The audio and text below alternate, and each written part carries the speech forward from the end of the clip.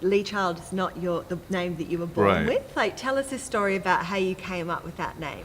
Well, I've always, I've been, like I said, I've theatre and then television and so on. I've always been in what you could loosely call showbiz. And it's very common for people to use pseudonyms. Yeah. And I've had to many times if I wanted to do something in a moonlighting sense. I've always had to invent aliases in order to get around contracts and stuff like that. And so it was natural to me to take a new name when I changed the career, new name.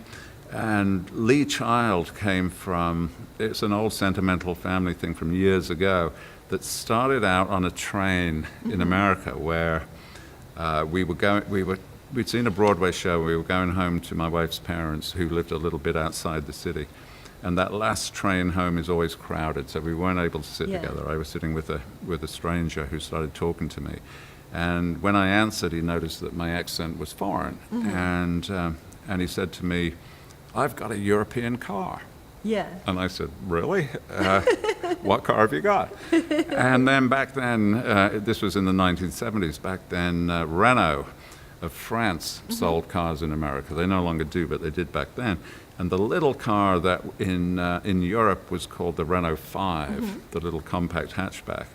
In America, they marketed it as Le Car in order to give it a kind of Parisian chic. But he mispronounced it. I said, "What car have you got?" He said, "I've got Lee Car."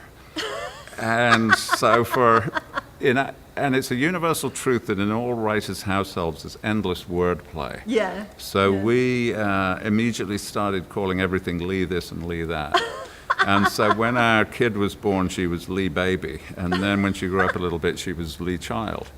And so when I decided to use a pseudonym for the writing, I thought that's a great one because quite apart from, it's fun for us as a private joke, it was a smart tactic because it comes early in the alphabet. And people browse in a bookstore from left to right and they get bored and fatigued pretty quick. And so if you're there towards the beginning of the alphabet, you do much better. And is it true that a lot of best-selling authors have last names starting with a C? It was at the time, yeah, because I checked it out, and a huge number, and I think it's still kind of true.